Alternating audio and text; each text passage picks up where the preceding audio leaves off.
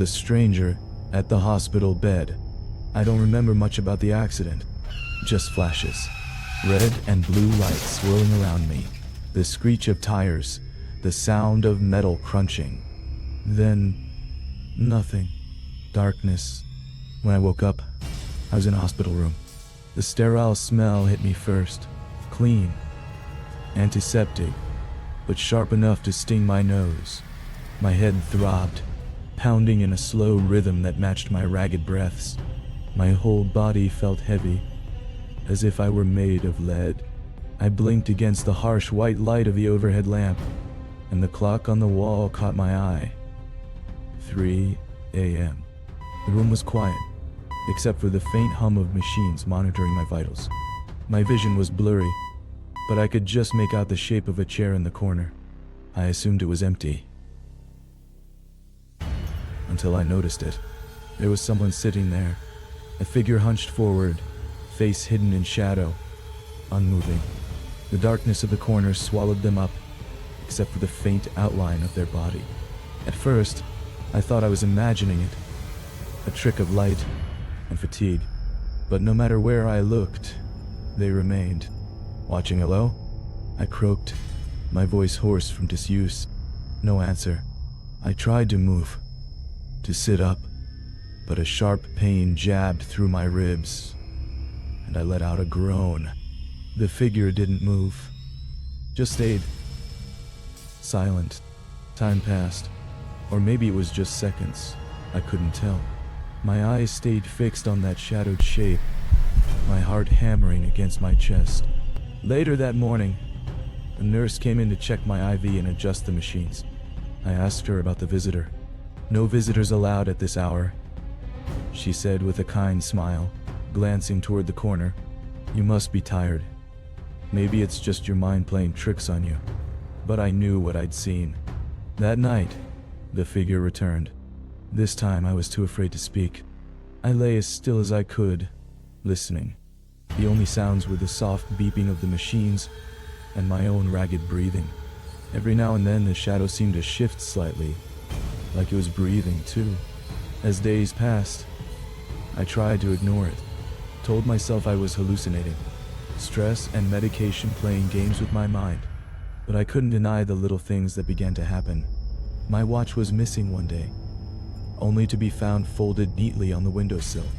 My blanket was moved, smoothed out, when I was sure I'd left it tangled. The call button to summon a nurse stopped working, and strange whispers came from the hallway at night, soft voices that seemed to echo just beyond my door. One night, I woke up gasping, convinced I had heard footsteps outside. I strained to listen, but the corridor was silent. When I looked again, the figure was closer, its form clearer yet still cloaked in shadows. I caught a glimpse of a pale, gaunt face, eyes sunken and hollow, filled with something I couldn't place. Sadness? Regret? Or something darker? I tried to ask who they were. No reply. When I called for help, my voice cracked. Nurses came rushing in, checking my vitals, telling me to calm down. They suggested medication for anxiety. But the fear didn't leave. I wasn't just scared. I felt hunted. One day, desperate for answers, I begged to see my medical records. The nurse hesitated but handed me a folder. Flipping through, I saw pictures of me, younger, standing next to a man and a woman. The man looked exactly like the pale figure in my room. My heart stopped. Questions swirled in my mind like a storm. Who were they? Why were they here? Were they real? Or was my mind breaking apart from the trauma? The hospital seemed quieter now, but the shadows felt thicker, the whispers louder, and the figure never left. I tried to tell the doctors, the nurses. They nodded politely but seemed to dismiss my fears as hallucinations or PTSD. But I knew better. Something was here with me, waiting, watching. The new nurse who came the next morning was younger, her smile gentle, but her eyes sharp and alert. When she checked my vitals, I hesitated, then blurted out, "There's someone in my room at night. A man. I see him sitting there watching." She paused, then sighed. "You're not the first to say that. Some patients here report strange things. Voices, shadows, sometimes even figures. It's usually their mind trying to process trauma. The brain plays tricks after accidents." I wanted to believe her, but deep down, I knew it wasn't just my mind. That night, the hospital was colder than usual. The usual beeping machine sounded distant, and the quiet hallway outside my door was darker. I lay still, waiting. Then I heard it. A whisper. So faint. I thought I imagined it at first, but it came again. Clearer. A woman's voice, pleading, desperate. "Help me. Please." I strained to listen, trying to locate the source, but the voice seemed to float just beyond the door. Suddenly, the overhead light flickered, then went out, plunging the room into darkness. My heart pounded, and the air grew heavy. I reached for the call button, but it still didn't work. And then, the door creaked open. I froze. A pale figure stepped inside, the same gaunt man I had seen before. His eyes locked on mine, filled with sorrow and pain. Behind him, a woman appeared. Her face blurred, but unmistakably the voice I'd heard. Tears streamed silently down her cheeks. I tried to speak, but my throat tightened. The pain in my ribs flared, pinning me to the bed. The man reached out, as if trying to touch my hand, but his fingers passed through me like smoke. Then they both vanished. The next morning, I demanded answers. The nurse handed me more records. It was all starting to make sense. The man and woman were my parents. They had died years ago in a fire, one that I barely survived, but lost memory of. The accident that brought me here wasn't an accident at all. It was the same fire that destroyed my childhood home. I was trapped, not just in the hospital, but in the broken fragments of my own mind. The whispers, the shadows, they were pieces of a past I couldn't remember. I was haunted by memories I couldn't face, by ghosts that weren't really ghosts, but echoes of a life lost. That night, as I lay alone, I closed my eyes and listened. The whispers came again, softer this time, almost a lullaby. "Remember, remember." I didn't know if it was real or just my mind unraveling, but I was no longer afraid, because I knew I wasn't alone. Not really.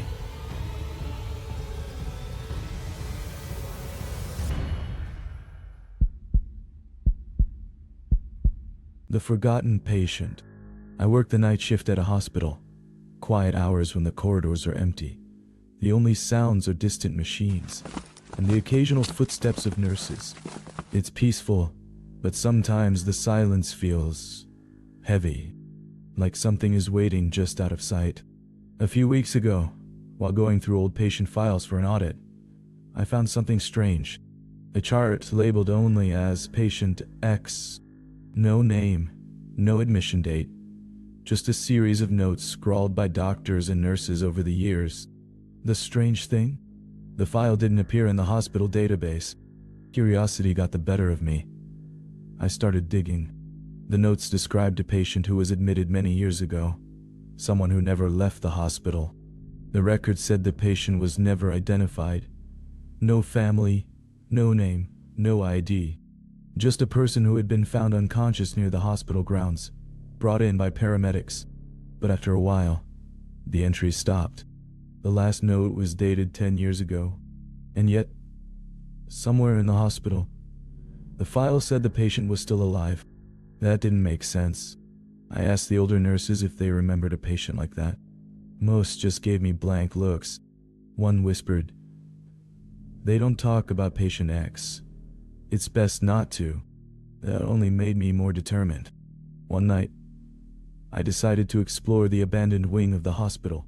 The wing where the file said the patient was moved after years of being in the ICU. The doors were locked, but I found a side entrance propped open by an old janitor. He gave me a warning glance, but let me pass.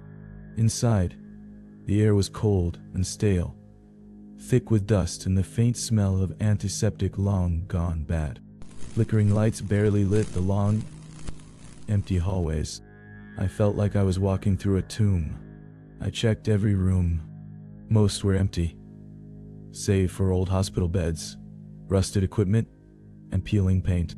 Then I heard it, a soft groan from the last room down the hall. My heart pounded as I approached. The door was slightly ajar. I pushed it open. Inside was a single hospital bed, and in it, a figure barely moving under a threadbare blanket. I stepped closer. The face was pale, sunken, eyes half open, staring blankly at the ceiling. "Patient X?" I whispered. No response. I called the nurse station on my radio. No answer. The room phone was dead. My phone showed no signal. Panic started to creep in. I felt watched.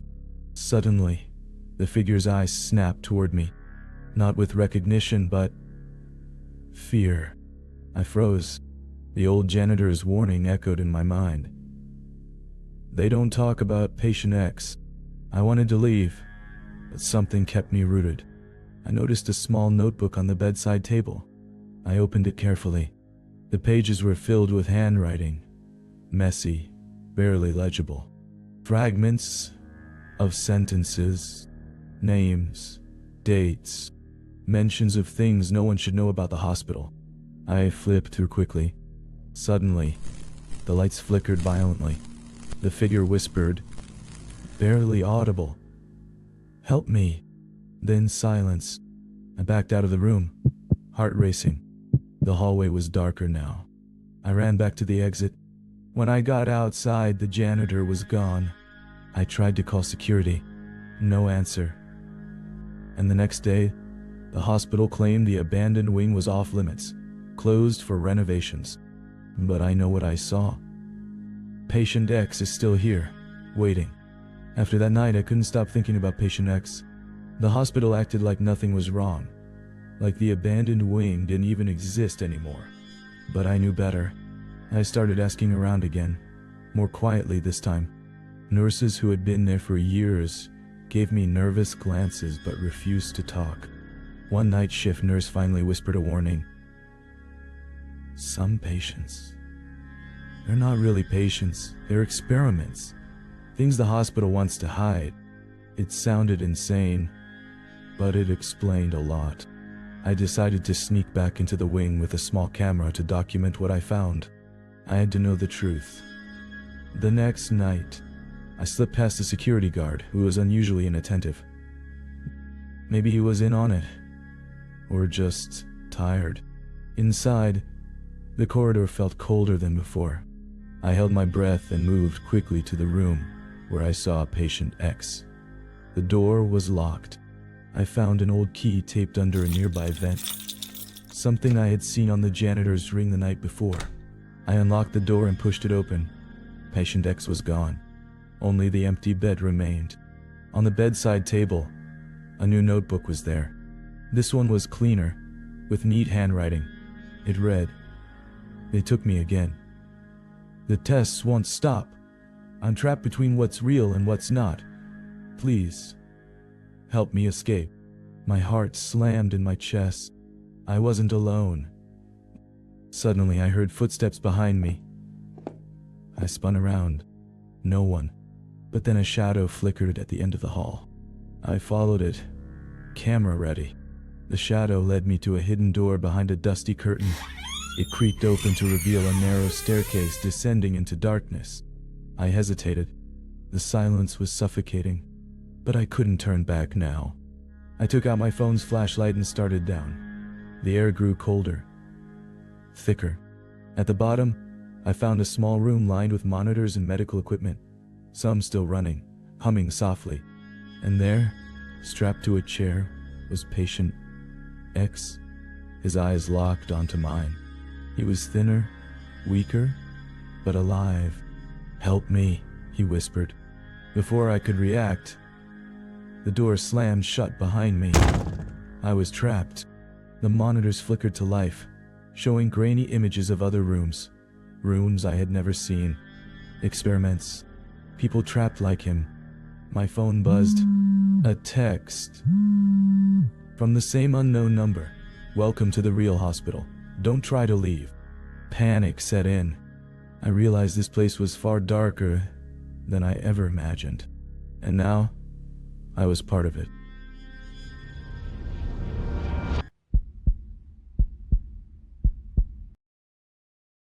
The hospital visitor. Visiting my aunt in the hospital wasn't something I looked forward to.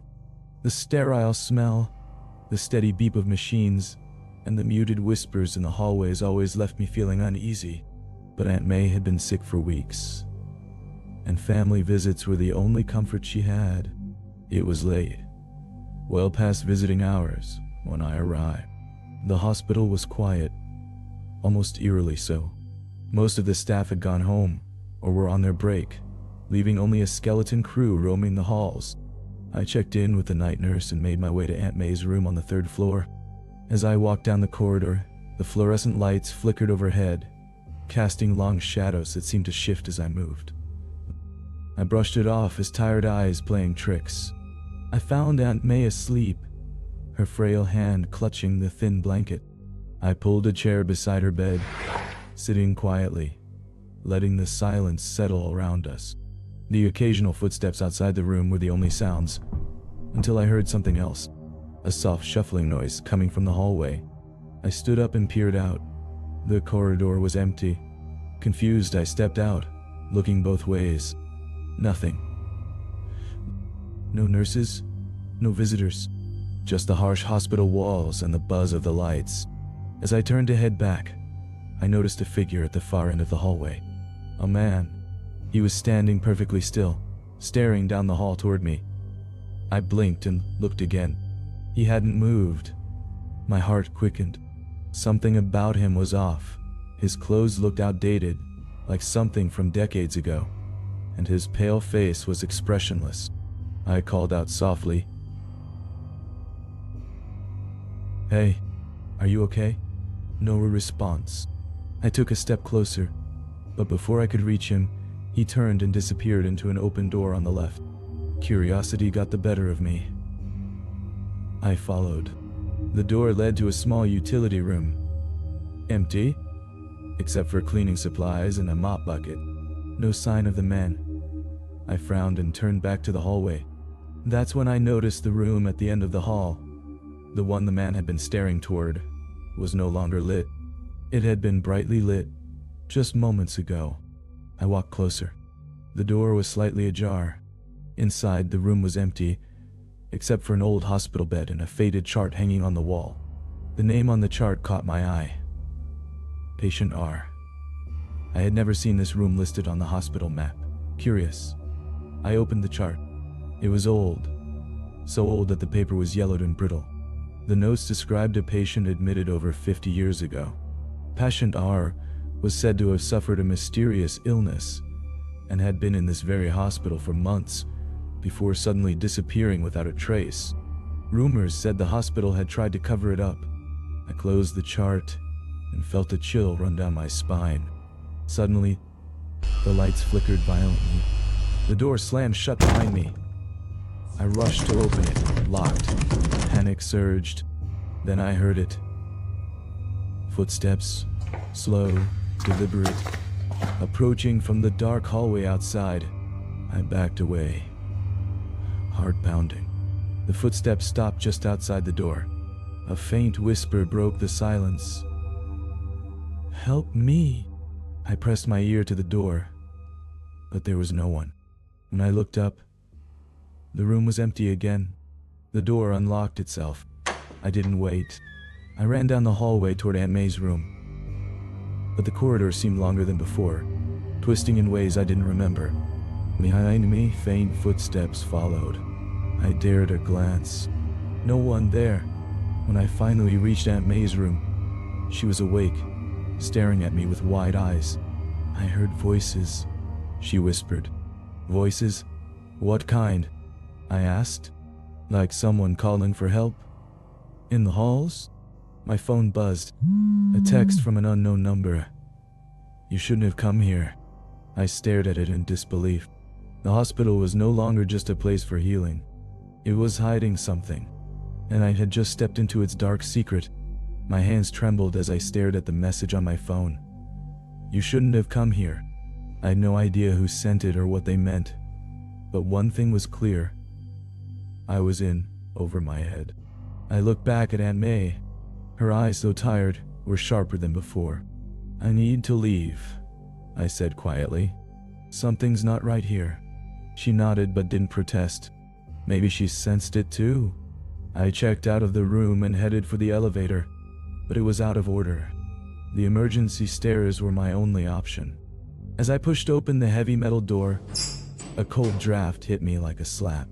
The stairwell smelled of mildew and old concrete. I hurried down, but the steps felt endless. At the bottom, I reached the hospital lobby, or at least what I thought was the lobby. The large windows showed a dark, empty parking lot, but something felt wrong. The hospital looked older, more worn down than when I'd arrived. A shuffling noise came from the far end. I froze.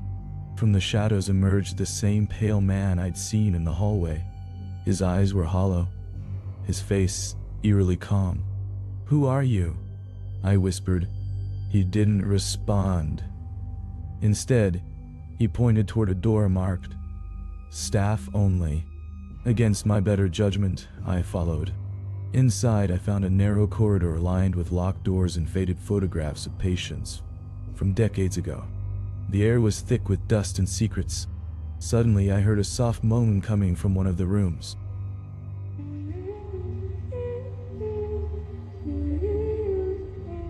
I peeked inside. There, in a small cell-like room, was a woman. She looked fragile but awake, clutching a threadbare blanket. "Please," she whispered. "Help me." My heart raced. "Who are you? Why are you here?" I asked. "My name is Clara," she said weakly. "They locked me away years ago. No one remembers. Who locked you? Why? The hospital. They hide us, patients who don't fit the records. They experiment, test, and then forget." I swallowed hard. This wasn't just an old hospital story. This was real. "Can I get help?" "Tell someone?" Clara shook her head. "No one can know. They'll come back. They always do." Suddenly, footsteps echoed behind me. The pale man reappeared, his expression unreadable. "Time's up," he said quietly. I grabbed Clara's hand. "Come with me." We ran down the corridor, but the hospital seemed to warp around us. Doors led to dead ends. Halls looped endlessly. I realized the hospital wasn't just a building. It was a trap. After what felt like hours, we burst through a door into the cold night air. The parking lot was empty, silent except for the distant sound of sirens. Clara looked at me, tears in her eyes. "Thank you." As we walked toward the exit, my phone buzzed again. Another message. "You escaped this time, but they're always watching." I looked back at the hospital's looming silhouette. Some secrets aren't meant to be uncovered. But I promised Clara, and myself, that I would keep fighting to expose the forgotten.